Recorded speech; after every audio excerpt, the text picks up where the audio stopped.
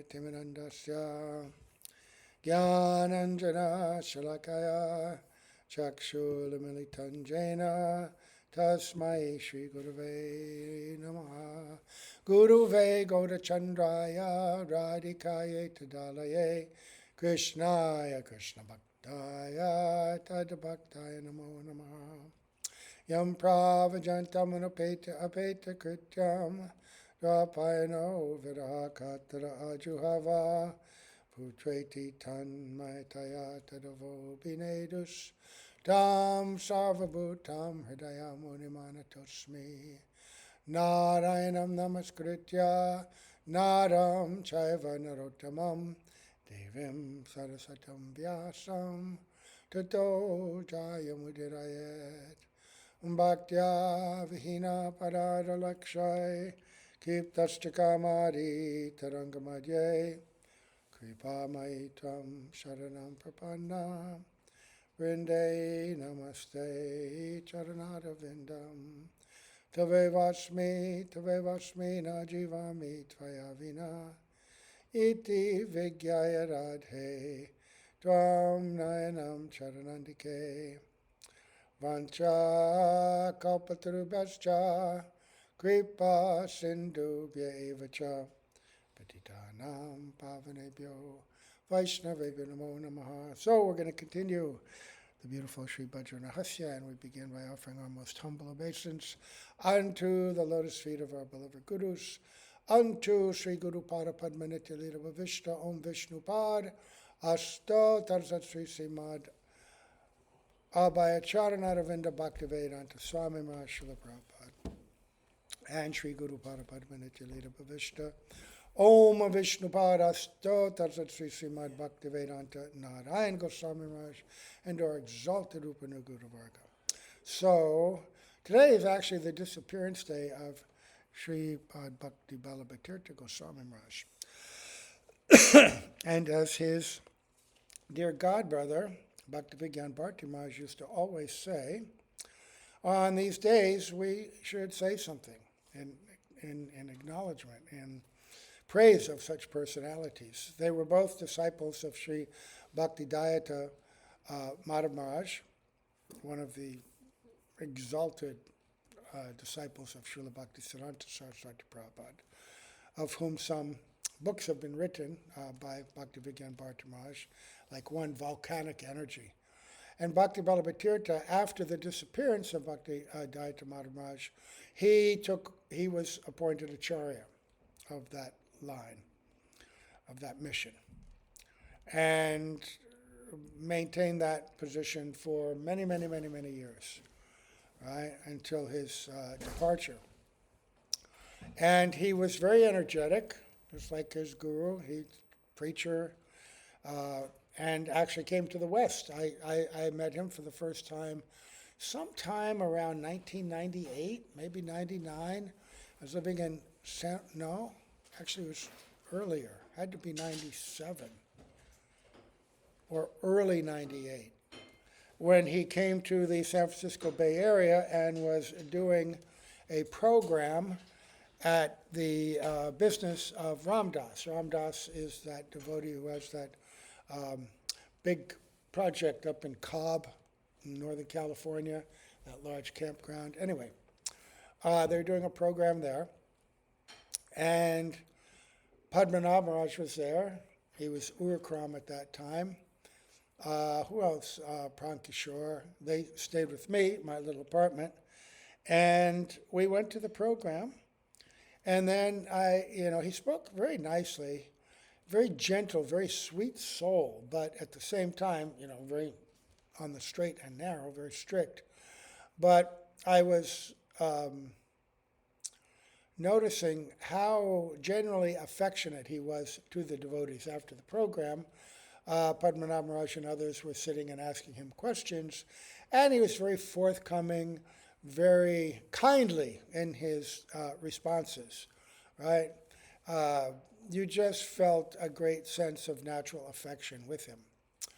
And then years later, when we went to Bangalore, we were there in 2003, and then in early 2004, some of his disciples came to prepare for a program that he was going to do in the summertime. So we associated with them, and that was really nice.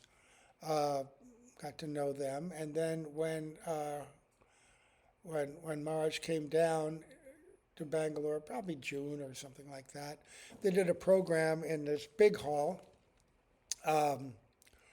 And they had a lot of kirtan. One of the things about their sangha was that they stressed kirtans, singing, and they had very expert people who could sing very, very nicely, right?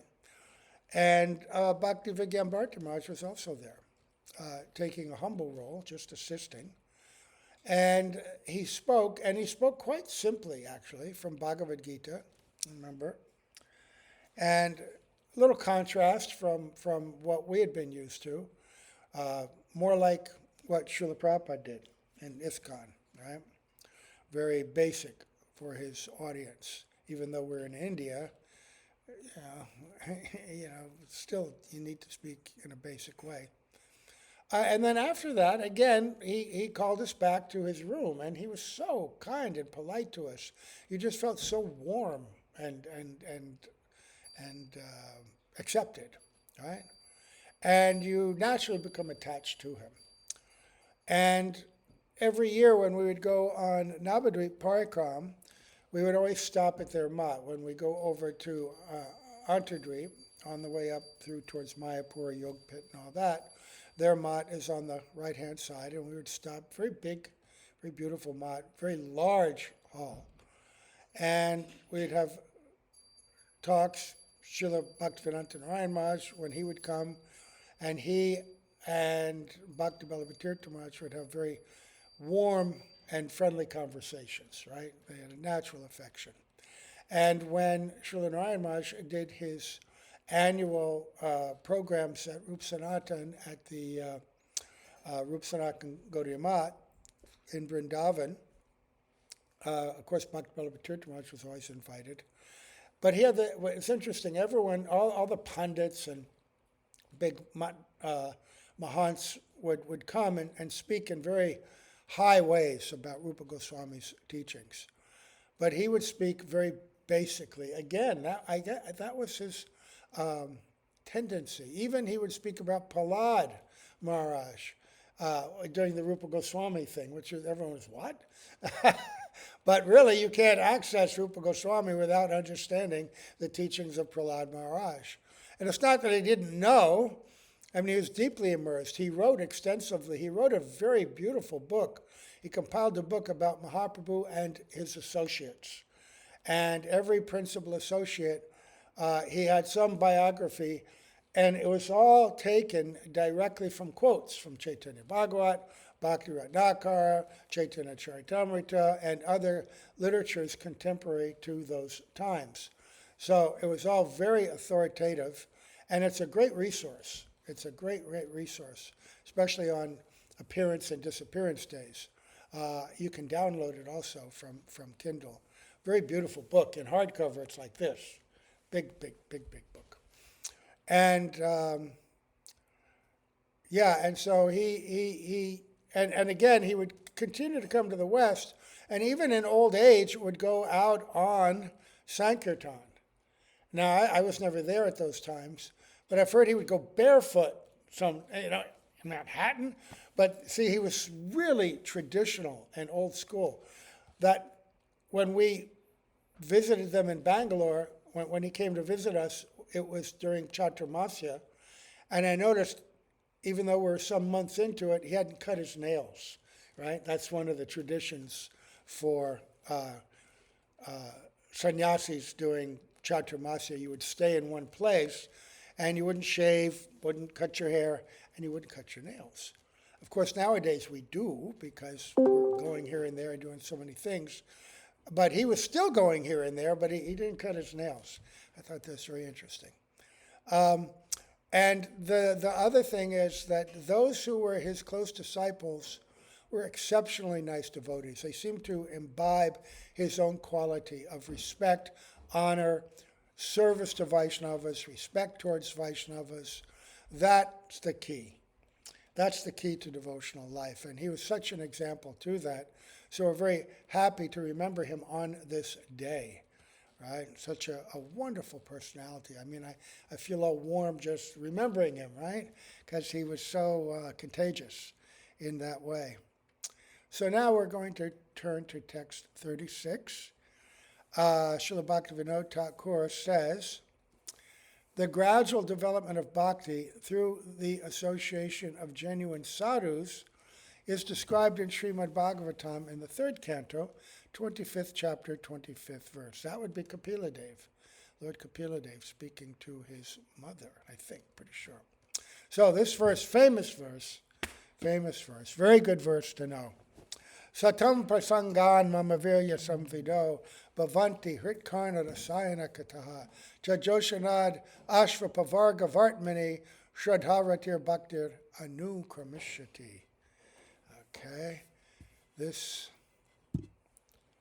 in the association of pure devotees, there are powerful discussions that illuminate my heroic deeds and that are pleasing to both the ears and the heart. By hearing these narrations, one quickly proceeds along the path of the removal of ignorance, avidya, nirvriti. Like we're in the chapter Anartha Nivriti, the root cause of all anarthas is avidya, right? Ignorance, which is the sequential development of shraddha, faith, right? Rati, which is bhav, and then the perfection, prema, bhakti. I'm going to go to Srila Prabhupada's translation of this, 25. What verse number is this again? It is, 25, okay. It's such an important verse. Yeah, this is Lord Kapila Dev speaking to his mother, Devahuti. Srila Prabhupada says, in the association of pure devotees, discussion of the pastimes and activities of the Supreme Personality of Godhead is very pleasing and satisfying to the ear and heart. By cultivating such knowledge, one gradually becomes advanced on the path of liberation, and therefore he is freed, and his attraction becomes fixed. Then real devotion and devotional service begin. Real devotion. Real devotion means bhav, bhakti, and then of course the perfection, prem. Real sadhana doesn't even begin until madhyam. Up until then, we're just doing a shadow of bhakti. There are different stages. There's bhakti, abhas, which can be pratibimba, which is like the Mayavadis, a reflection. What is reflection? If you look out, you see the sun, and if it's reflected in a pool of water, it looks like the sun, but it has nothing to do with the sun. It's completely separate, right? And that's what they do. They sometimes appear to do the same things as Vaishnavas, but they have none of the intentions of Vaishnavas, none of the purpose, the goal, even the qualities, right? They have a completely different selfish goal, to become freed from the miseries of the material world, but essentially to become God, but without awakening the mood of service, right? And then ultimately to destroy even the conception of God, the form of God. Everything that we see here, the scripture, pure devotees, the Lord's incarnations, that's all illusory, right? We're going to become one with that Brahman. But not like the Brahmavads. The Brahmavads, they become one with the Absolute, but they're not envious of Vaishnavas. They're not envious of the Lord in his form. And when they hear about these things from devotees, they quickly develop faith, right? And very quickly come from the plane of Brahmavads up to that of Bhaktas. So let's hear what Srila Bhaktivedanta Narayan Maharaj says. By great fortune, the living entity wandering throughout material existence may attain that kind of sukriti which bestows bhakti. Sukriti means pious merit, right? But there's two kinds of pious merit. There's the pious merit that you accumulate by material activities, good karma. And the fruits of that are the comforts and facilities in this world. You may be born very handsome, very beautiful, very wealthy. You may be very talented, intelligent, strong. Whatever opulences and sources of enjoyment we have here, those are the result of regular sukriti. But there's bhakti, posada sukriti, that which is stimulated and enhances and brings one towards bhakti, nourishes bhakti.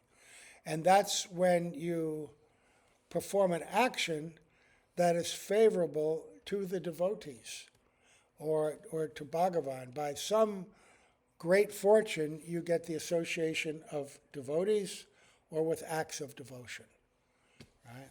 So unknowingly, you might even be at an airport when a pure devotee comes through and you see him walking by. That's very powerful sukriti. Unknowingly, you may be in some place where the devotees are chanting, right? And you hear it. You think, oh, how nice. Or even you begin to imitate it and dance along with it, right? Even you make fun of it. Still, sukriti, right? Any uttering of the holy name, great sukriti. Doing something favorable. In varnashram culture, grihastas were enjoined to perform certain kinds of pious acts in the course of regular karma kanda, right? But the underlying purpose of that really is that not just to create pious merit for material enjoyment, but if by chance some Brahmin who happens to be a pure devotee or a great Vaishnava comes to your house and you offer them some water, a sitting place, some materials to cook with, or drink from our well, sit under the shade of our tree, oh, here's some cloth. You're doing anything for them, then that transforms that kind of pious merit into bhakti sukriti. And when you accumulate those over some time, then what happens is then you develop faith naturally in revealed scripture. And that's why, remember the other day we were talking about people with sufficient sukriti. When they open up a book, like Bhagavad Gita as it is, to them it instantly makes sense and they're interested. Oh yeah, because of previous accumulation of bhakti sukriti. You've come a long way to come to that point. Or you go to a temple. How many people get to go to temples? Srila Prabhupada wanted temples so that more and more people would get that opportunity, right? Rath Yatra parades all over the world so that people get the mercy of Lord Jagannath. Just going shopping on Fifth Avenue or hanging out in Washington Square Park or anywhere else in the world where Rath Yatra is being performed. Seeing Lord Jagannath, and it's such an imposing figure and a mysterious figure. What is that form?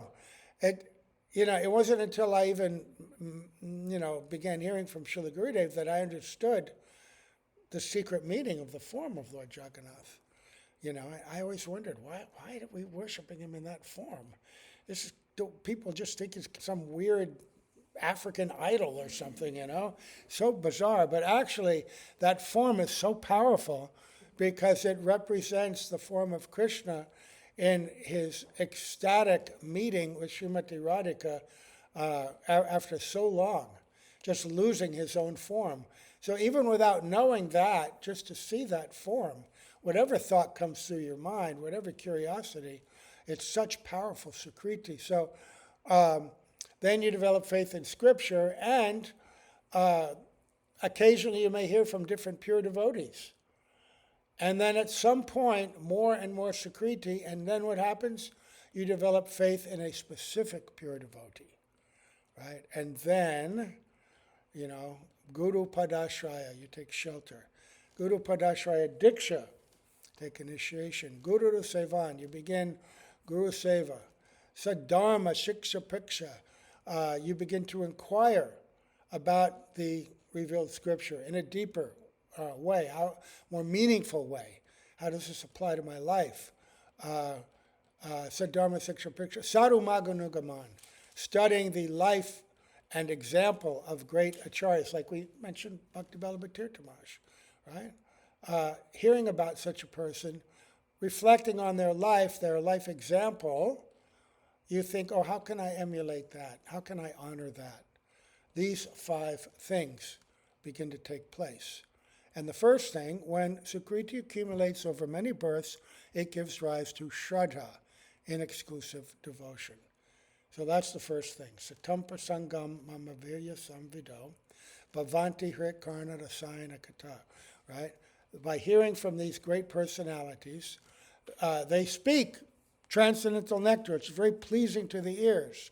And then what happens, Ashvapavargavartmani Shraddha Ratir Bhaktir, Shraddha Ratir Bhaktir, Anu Kramishyati. First Shraddha.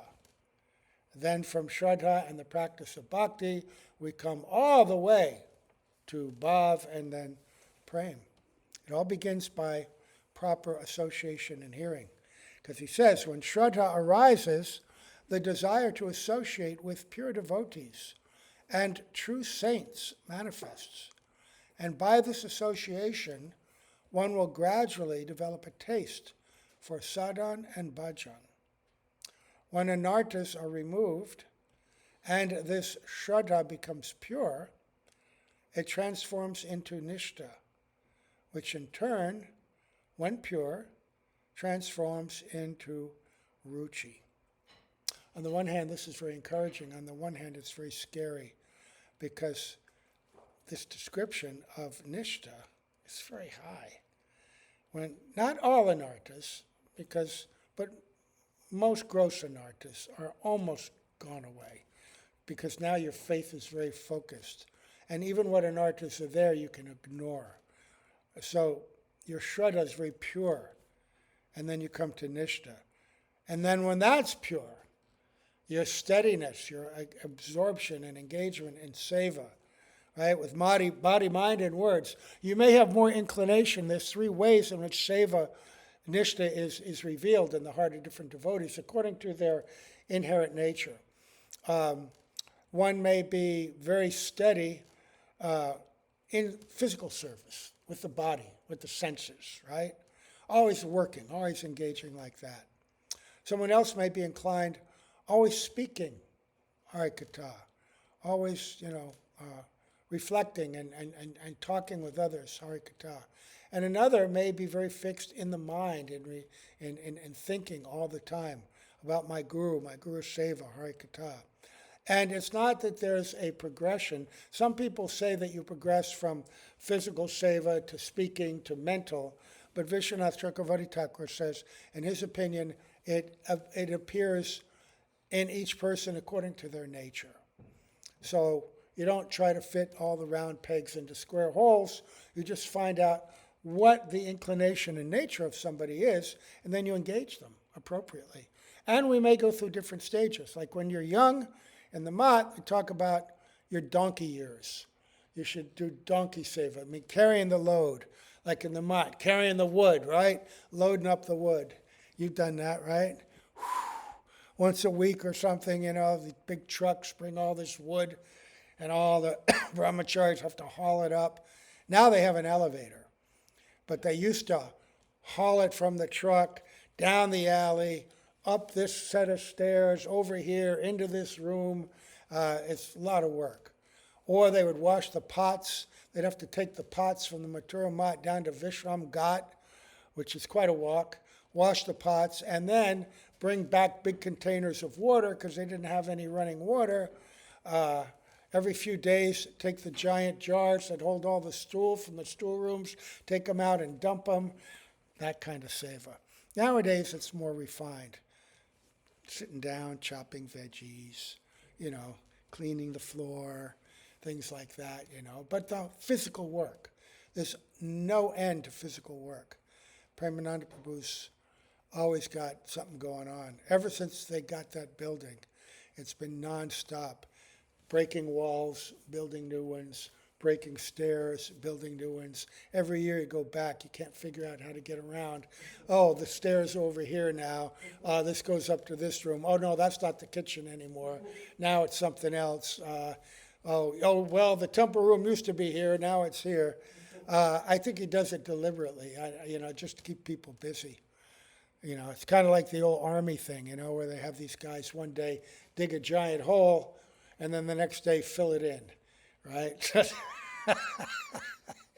I'm sure there must be some grand plan. But anyway, physical seva. And also speaking Harikatha, and also remembering. They all feed each other, right? And that comes by association. In the association, like I was mentioning, Bhakti Balabatirtha Maharaj, in his association, become very happy and inclined towards bhakti. You become very eager to hear from them. It's just something in your heart changes and you become very interested, very eager, right? Anarthas are dropping away. He says the beauty of bhakti makes this ruchi, when you transform into ruchi, very fixed, and thus it turns into asakti. What's the difference between ruchi and asakti? Ruchi is taste for chanting Harinam, if you're chanting Shuddhanam, and for any other limb of bhakti that you may be performing. There's an awakened taste. And when that taste matures, at this point you have taste for the bhajan and the seva.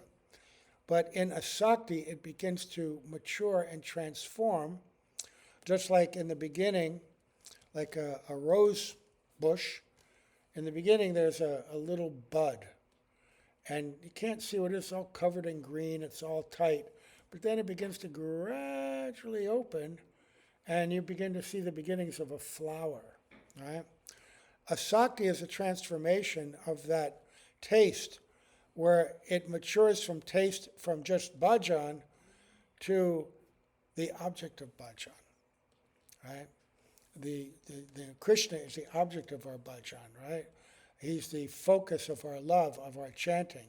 And in asakti, the first glimmer of your actual relationship and service to Krishna begins to show.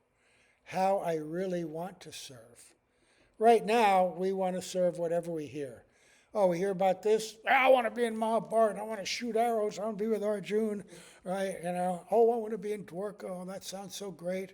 Or in Vrindavan, like the Palinda girls. Whoever they see, they want to serve like them. Of course, their situation is far more mature.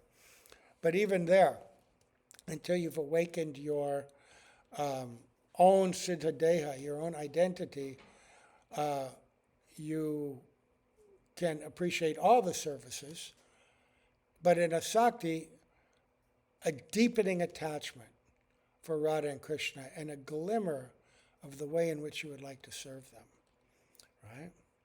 And gradually this asakti gains perfection and transforms into bhav. And bhav has different stages as well, deepening and deepening and deepening.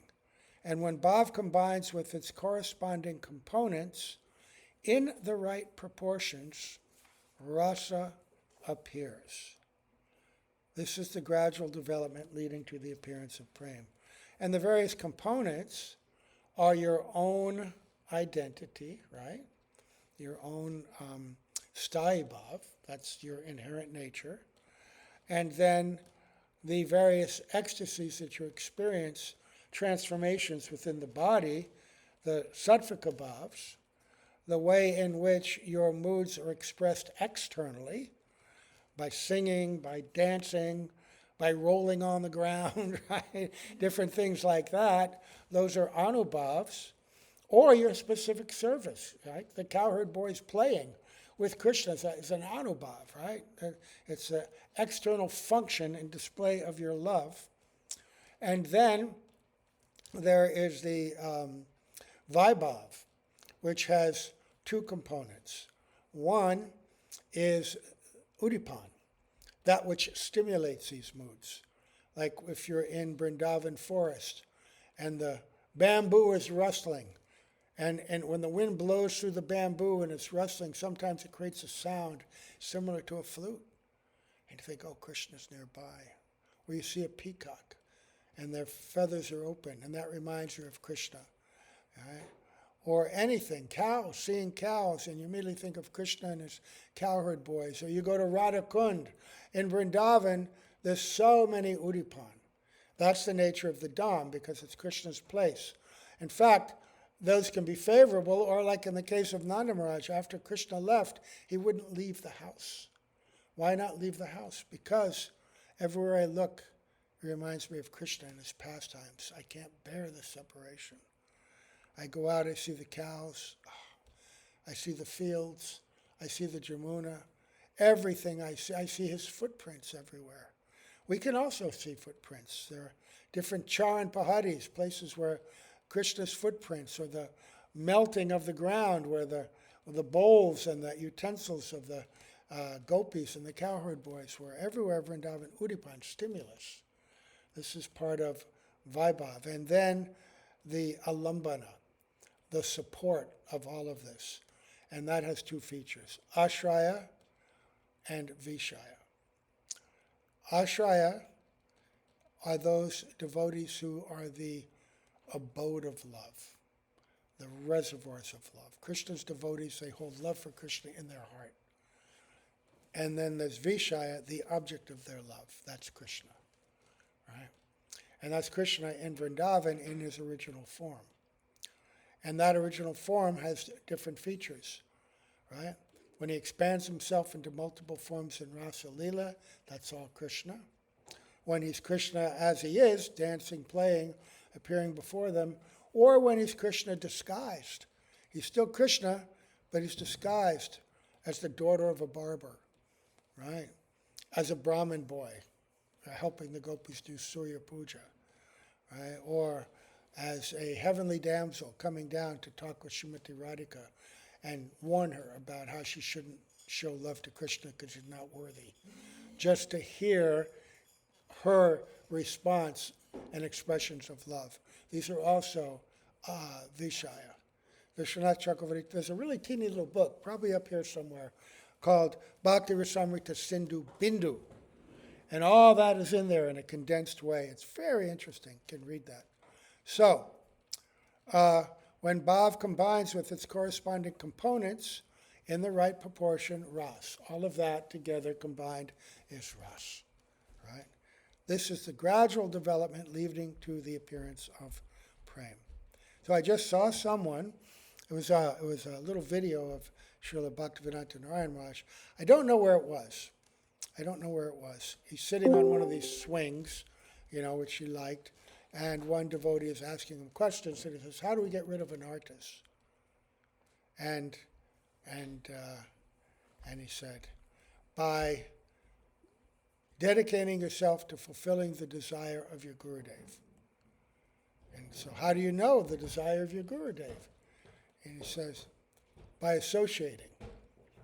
And he said, well, what are Mayanartas and how do I get rid of them? And he said, you will get rid of them by fulfilling the desire of your Gurudev. What is your desire? You will know that by associating with me and serving, right? It's not just spoken. Many, Srila Prabhupada spoke his desire so many times. Srila Gurudev spoke different desires many, many times. And many devotees will hear the same thing. But how many will actually take it up? When Srila Prabhupada talks about the times that he received instruction from his Guru Maharaj, he speaks in a very deep and reflective way. I just heard one the other day where he was saying, when he was meeting with his Guru Maharaj, he said, ever since we've got this Bug Bazaar Mat, that was the first big temple they built. And there's a very wealthy man paid for the construction. It was all marble, very large. He says, now the devotees living within it, they're quarreling over who gets what room, right? Who gets this, who gets that. Such a disturbance.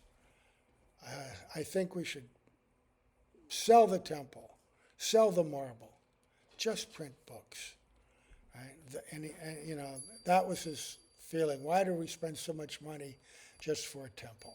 We should have just printed and gave books away. That would have been so much more effective. But we need temples. Temples are for the public, so that they have a place to fix their worship, become purified, do some seva. Not just temple, mat. We have mats. Mats means a place where the residents learn to hear, chant, associate, serve, grow, right? Push aside the anarthas. Right now, we all have so many anarthas, so many desires. We're so disturbed. So we try to get this solution, that solution, right? Well, if I just do this, I'll be happy. If I just do that, I'll be happy. But really, the only way to become happy is to develop bhakti. And so during Srila Prabhupada's time, he had these temples that were so organized that we were busy from can see to can't see. I mean, from the moment you woke up, you had to rush to the shower. 1 minute, cold showers, no hot water. There's no hot water in the temples, whether it was summer or winter. And some of those winters were pretty brutal. The water would barely come out. It was so icy. You just, and then you run down to the temple for Mangal Artik, and sometimes you'd see your breath in the temple room. And we didn't have sweaters, just had a little T-shirt, maybe, sometimes, not that. No socks, but we'd be down there singing. You had to jump and chant and dance and stay warm, right? And at least down there were a lot of other bodies to keep you warm. And then you just dive into your service, right? Chant your rounds. Someone go to the kitchen, someone do this, someone do that, eat breakfast, go to all the classes. Then you're out. Chanting party, book distribution, whatever, all day seva. People in the temple doing cleaning, deity seva, kitchen seva, busy all the time. And because you were so busy, when the time it came for evening program, you're completely on fire. Evening artiks were like a celebration. Everybody jumping around, happy, And then little milk, and then and somebody would read Krishna book while you're drinking your milk, and then you fall asleep. And boom. I never remember thinking, I didn't sleep very well last night. I mean, you're just so tired. Is it time to wake up? All right, here we go again. But there was an energy about it because of constant seva. And thus people were able to engage 3, 4, 5, 10 years very, very happily without all these other distractions. And to such an extent, Gurudev was so impressed with that kind of nishta, right? And so that's really the solution to problems. Nowadays, it's hard to find that kind of structure. Srila Prabhupada was so powerful, he infused his disciples with that kind of energy. We did not have that qualification ourselves. We were all new and we came from such degraded backgrounds. But by his mercy, by his energy, Nityananda energy, all were enlivened and engaged like that. So it all comes to sadhu sangha and hearing. So you have to create an environment and culture where this hearing is done. And also, whenever we had a chance, we'd grab a book. Okay, now you're going out on Sankirtan, and you'd sneak a little bit, go to the back of the lot, behind where the dumpsters are, sit down and pull out a book and read it. Some were really greedy. They'd do that for a couple hours, but then they would be very enthusiastic as a result of that. And if you didn't read, Srila Prabhupada would chastise. All around the world, there are people ask a question, he'd say, you're not reading Bhagavad Gita? You don't know? You're a cheater, you're a rascal, you're not reading my books. So I've seen that, I've tasted that. So it's all there. All of our miseries come from only one thing, lack of bhakti. The anarthas pervading us. So that's the first step, to create that culture. Don't try to find a material solution for your unhappiness, because you won't. You won't. It's going to carry through to you, not only in this life, but the next and the next and the next.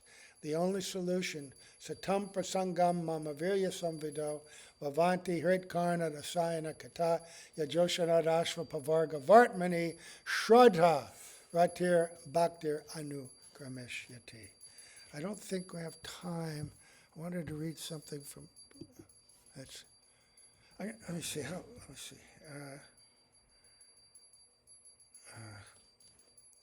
I'll just read a couple of sentences. Srila Prabhupada says, the process of advancing in Krishna consciousness and devotional service is described here.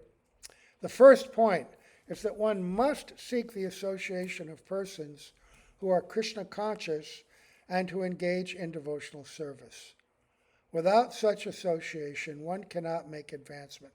And that doesn't just mean pure devotees, it just means like-minded persons, right? It's especially difficult if you have a job, and you're coming to the temple, really hard, or even grahastha life, because you got so many responsibilities, right, that distract you from full engagement. The more you can just be in a mud environment, the more easy it is to advance, right? Without such association, one cannot make advancement. Simply by theoretical knowledge or study, one cannot make any appreciable advancement. In other words, you can read books, and that in itself is good, but until you're actively absorbed in the message of the books, right? Of course, reading and hearing is a kind of seva, but there's a whole package that goes with that, right? One must give up the association of materialistic persons and seek the association of devotees, because without the association of devotees, one cannot understand the activities of the Lord, right?